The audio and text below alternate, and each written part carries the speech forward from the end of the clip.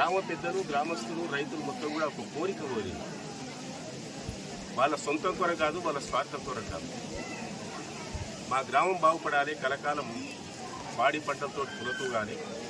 మా గ్రామానికి నువ్వు ఈ కార్యక్రమం చేపట్టాలంటే ఏ కార్యక్రమాన్ని అడిగితే ఇక్కడ అమరాయ చెరువు అనే ఒకటి ఉంది. అది గండిపడిపోయింది. కొన్ని సంవత్సరాల నుంచి మొత్తం కూడా నీళ్లు వృధాగా పోతున్నాయి.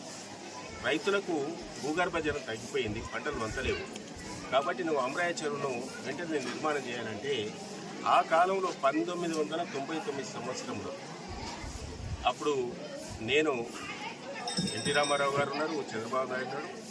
నేను వెంటనే ప్రతిపాదన సిద్ధం చేసుకొని నేను ముఖ్యమంత్రి గారి దగ్గర కూర్చొని ఈ అమరాయ చెరువును మొత్తం కూడా పాత నిర్మాణం మొత్తం తీసేసి మళ్ళీ కొత్త నిర్మాణం చేసి ఈ చీపురుంతల గ్రామానికే కాకుండా చుట్టుపక్కల పరిసర ప్రాంతాల్లో ఉన్నటువంటి ఇక్కడి నుంచి మొదలుకుంటే పాతకోడ తండనుకో, లేకుంటే చుక్కాపూర్ అనుకో, లేకుంటే చీపురుంతలు అనుకో, లేకుంటే ఈ తాండాలకు చుట్టుపక్కల సాలాపూర్ అనుకో, ఆ విధంగా చెరువు పూర్తి స్థాయిలో నిండాలి, రైతులకు సాగునీరు అందివ్వాలి, భూగర్భ జలం పెరగాలి, బోర్లు ఎండిపోకూడదు.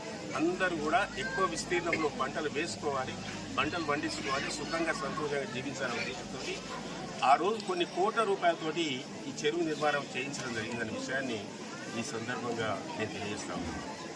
అదే ప్రేమతోటి, అదే ఆధారాలతోటి ఈరోజు చీపురుంతల గ్రామం నేను ఎప్పుడొచ్చినా చాలా గౌరవంగా వాళ్ళు ఆదరిస్తారు. ఆ విధంగా మనను కన్నబిడ్డలాగా చూసుకుంటారు.